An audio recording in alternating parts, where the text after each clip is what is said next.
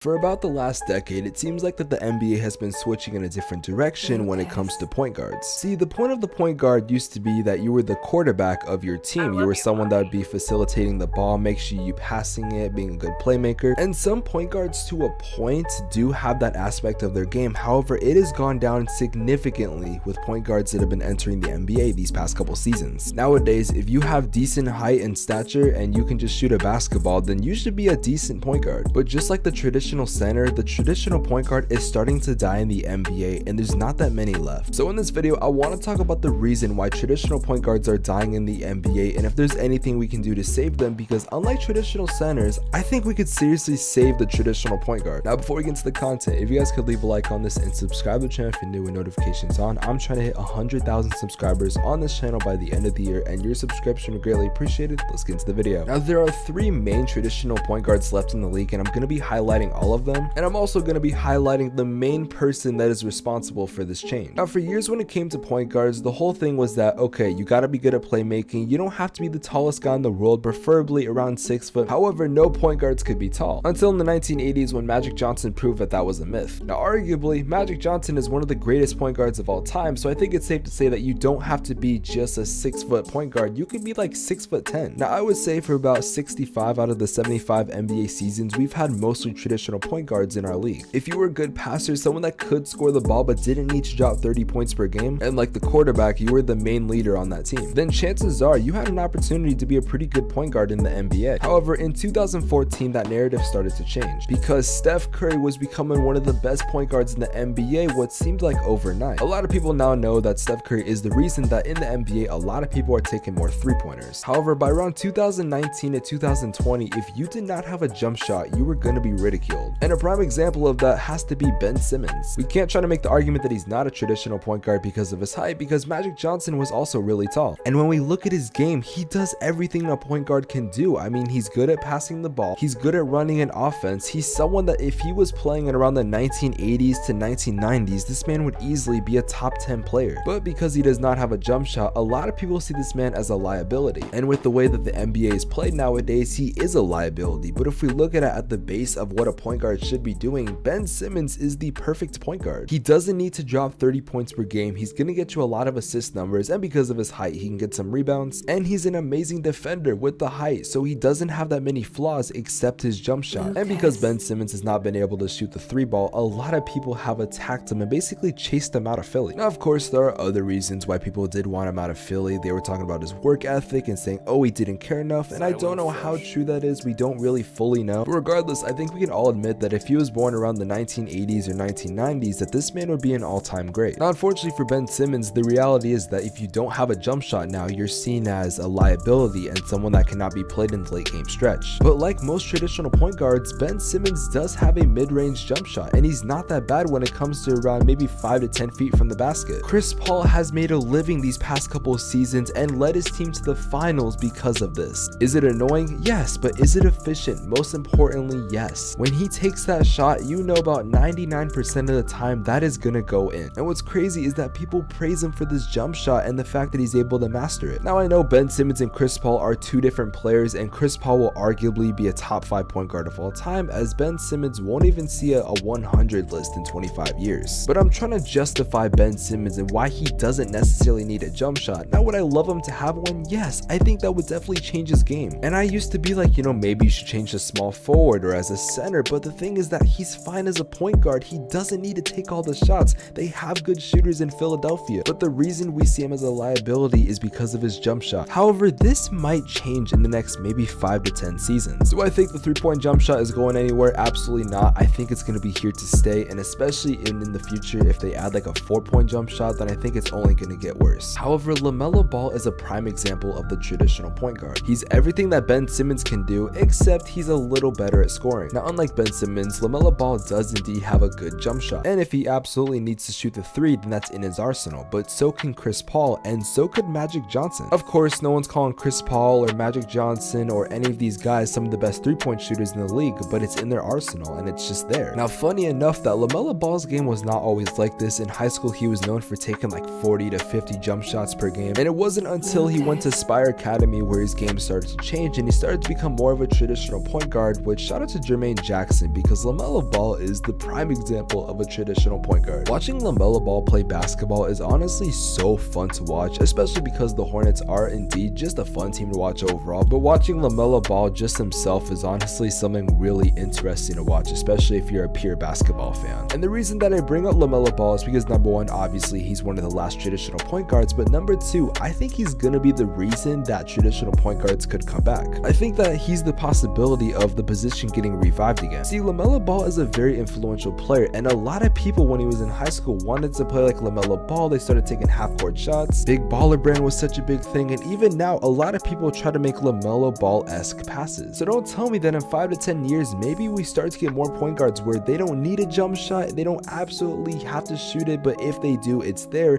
and players that are able to make the ball at a really efficient rate. And if we're gonna talk about LaMelo Ball, we might as well talk about his brother, who I would honestly say is more of a traditional point guard than LaMelo, but it's not really that far off. Just like Ben Simmons, Lonzo Ball had a pretty good jump shot in college, but in the NBA it did not translate, and it did take a couple seasons for Lonzo to be efficient. Only recently has Lonzo Ball had an efficient jump shot that you can actually rely on. When being drafted, we saw Lonzo Ball as possibly the next Magic Johnson. I still believe he has that opportunity. He's tall, he can defend, he's a good facilitator, he's someone that can play make. And if I'm being honest, if the Pelicans were not trying to trade Anthony Davis to the Lakers, I think they would have kept Lonzo Ball easily. The thing is, just like most traditional point guards, you're not going to expect that many points out of him, and sometimes he will have that outburst where he drops 20 to 30 points, but he doesn't need to have those games. The man could literally have a game where he has like 5 points, but he has like 10 assists or 12 assists or something crazy like that, which reminds me of guys like LaMelo Ball and Chris Paul. Now, I am sure that on some NBA rosters, there are a couple guys that they're more of traditional point guards, but they're not popularized and they're just straight up role players or players that we just don't talk about. Now, I am probably willing to bet that there are probably more than 4 traditional point guards. Like I said, some bench players, maybe there's some in the G League, but it's not a popular thing anymore, and a lot of people are steering away from that. I personally know people that had an opportunity to get a scholarship, but their jump shot wasn't that good, but they were a traditional point guard. But colleges don't care anymore. What most college recruits are looking for is a jump shot, someone that can play make, and your height. Do I think it's unfair? Yeah, I do, but that's the way the NBA is, and truthfully, I don't know if we can change it. But who knows? Maybe we have a future NBA player watching this video that's a traditional point guard. With the NBA, we start to see small changes over time, and I definitely do believe that maybe we'll get traditional point guards back, but I guess we'll never know. With that being said, if you guys did enjoy the video, make sure you do leave a like on this and subscribe to the channel if you're new with notifications on. I would like to also announce that I am running a sale on my store, SpexMediaShop.com, and if you use code Spex, you'll get 20% off your order. And if we get this video to 50 likes, then I will do a 50% off deal as well. I'll see you guys in the next one. Have an amazing day. Take care. Peace. Together, or sometimes I wish I never met. We both know that's a lie.